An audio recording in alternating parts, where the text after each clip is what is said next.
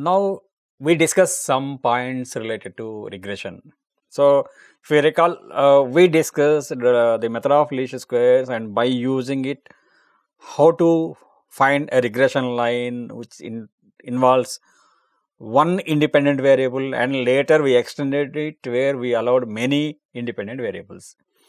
Now when we deal with real applications, real data, suppose if we see these two diagrams, now these are the data points what we had, right? These are the points what we are having. Now we try to fit a suitable regression equation, right? Now if you see, suppose if we try with only the linear regression equation, that is regression line which is linear, and this one is, instead of line, I tried with some curve here. So which one we have to consider, right? Because we discussed only the regression related to y equal to beta naught plus beta 1x plus beta 2x2 and so on, like this, right? So is it that we are going to do every time when we want to find a relation between the data points, right? That is the discussion. Now if you see here, the same data points, here we tried with the regression line, here we tried with a curve. So which one we have to choose? So it generally depends on the applications and the error that is allowed on the application that you are working with, right? Suppose now even though the data is not linear as shown here, suppose if your application allows you to go with a linear relation and the error corresponding is also negligible, then we can go with linear expression. Suppose particularly, for example, if you are dealing with a data where the error is very critical, particularly if we take medical related applications where the error is very important. Similarly, some maybe space related applications, right, defense related applications, error may be very important. There we have to see that there should be minimal error. Now in such cases, what to do? That means we can extend the discussion what we had earlier, where we can allow the polynomials also. Now for this, if you see here, now in this case what we tried earlier is we tried to find y equal to beta naught plus beta 1x. Now from this we can understand maybe the non-linear expression, that is beta naught plus beta 1x plus beta 2x square, because maybe the parabola is more appropriate equation which can fit into the data where error can be very minimal. Then in that case what to do here? So I will take here y equal to beta naught plus beta 1x plus beta 2x square, where I will try to minimize the error so that we can have beta naught, beta 1 and beta 2 values. Then procedure is same. Now here again the method of least square what we discussed is used, where now this is the expression, that is the equation which we are going to fit into the data. Now in this same fashion, so here beta naught, beta 1 and beta 2 are the parameters which we need to find. So in the same fashion we have to find the partial derivatives of s with respect to beta naught equating to 0, right? And similarly dou s by dou beta 1 equating this to 0, then we'll get, and similarly dou s by dou beta 2 equal to 0, then we'll get this. So same fashion, same procedure. So we can arrive at, we can have three normal equations involving beta naught and beta 1. So same process, on plugging all the values what we had, we will get three normal equations involving beta naught and beta 1 and beta 2. On solving these three equations, we will get beta naught, beta 1 as well as beta 2. Right? In turn, we will get the linear equation what we are looking for. So like this, so we cannot restrict the data points to be fit into a linear expression. It can be extended with in terms of a non-linear expression. Particularly here we have taken a polynomial expression. That's why we can name this kind of doing as polynomial regression, right? Where we try to fit a polynomial. Here in this case what we have done is we try to fit a polynomial expression of degree 2.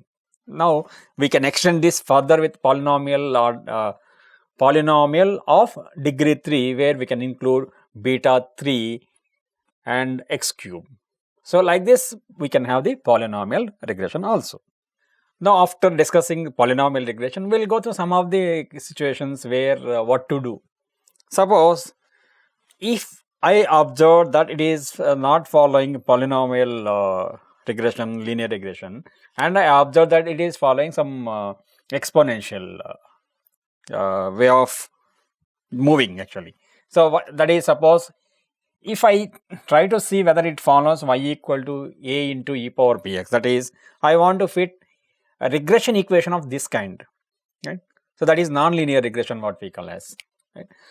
So then what to do here is very simple. We'll try to convert this into a linear equation with the help of many methods here. If I take a logarithm on both sides, then it becomes log y, then log of a plus b log x. Now, so suppose let us assume this is nothing but y, cap y, and this is capital A, and this log x is capital X. Then simply it is becoming y equal to a plus b into capital X. That means now if you see, this is the same linear expression, linear equation what we had. So once we had this, then we can have corresponding normal equations in the same fashion. That is summation y equal to a n plus b into summation x.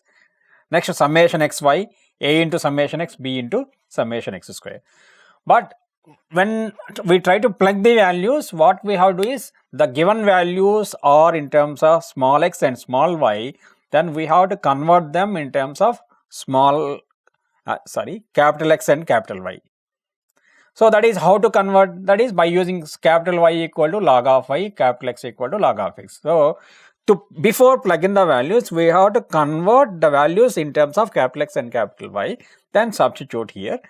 Then so we'll have two equations involving capital A and small b, right? Small b is the one which we want. Now capital A is what we are getting, then we use anti-logarithm, then we'll get small a and small b. In turn, we'll get the equation what we are looking for. This is one case. Suppose if we observe that if we want to see how this curve works with the data, that is y equal to, one is exponential curve, other one is power curve, like this many kinds of curves we can try with.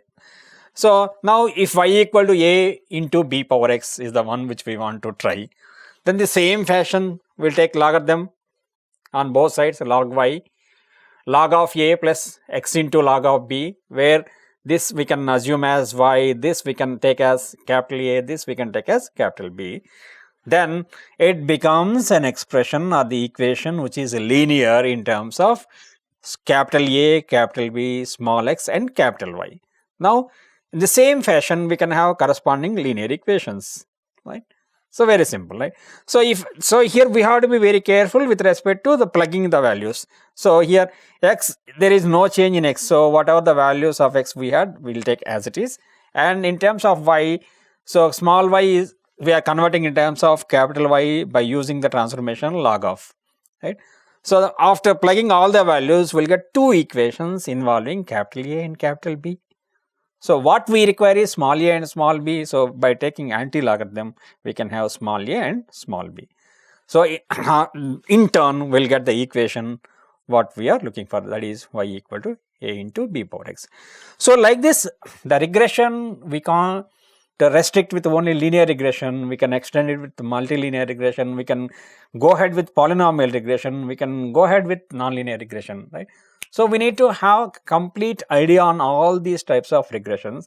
So depending on the situation, depending on the requirement, depending on the error that is allowed, so we can try with many types of regressions.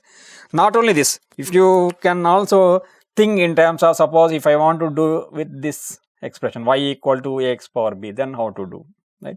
The same way, same fashion, we can try for the a values as well as b values.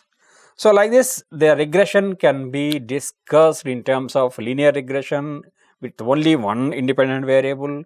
It can be extended in terms of multiple independent variables. Next, it can be extended to polynomial regression, where we can have many types of polynomials. And apart from that, we can extend it further, where we can try various types of nonlinear expressions like a power curve or exponential curve, etc. like this. Right? Thank you.